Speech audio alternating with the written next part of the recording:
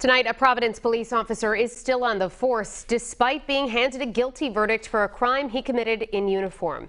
12 News reporter Kim Kalunian has more on the case of Sergeant Hanley and what local lawmakers are proposing to reform the law enforcement officer's Bill of Rights. Kim? Well, Shannon, Providence Police Sgt. Joseph Hanley was sentenced to 1 year of probation and some anger management classes for assaulting a man while on the job, a job he still holds despite police and city leaders calling for his termination.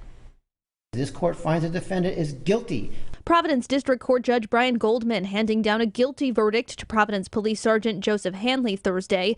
The 17-year veteran of the force was suspended first with and then without pay. He hasn't been on the beat since last April, a few days after the incident where he was captured on camera assaulting Rashad Gore. The rule of thumb typically in law enforcement, once they're cuffed, it's over. Whatever you need to do typically to get somebody into those cuffs, but once they're in cuffs, the chances of them hurting you diminish quite a bit. 12 News law enforcement analyst, former state police colonel Stephen O'Donnell says the verdict was appropriate. Hanley intends to appeal to Superior Court.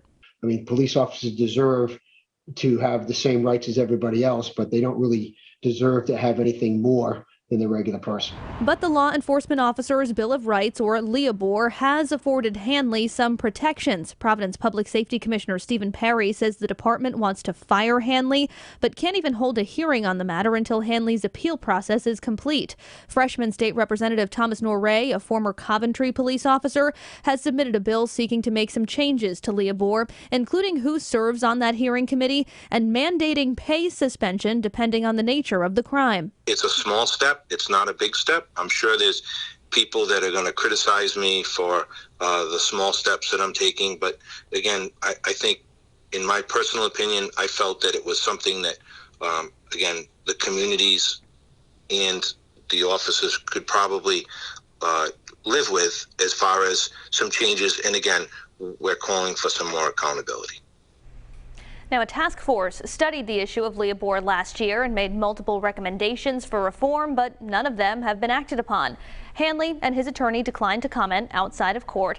We did attempt to reach out to Rashad Gore, but so far we have not heard back. Live in studio, I'm Kim Kalunian, 12 News.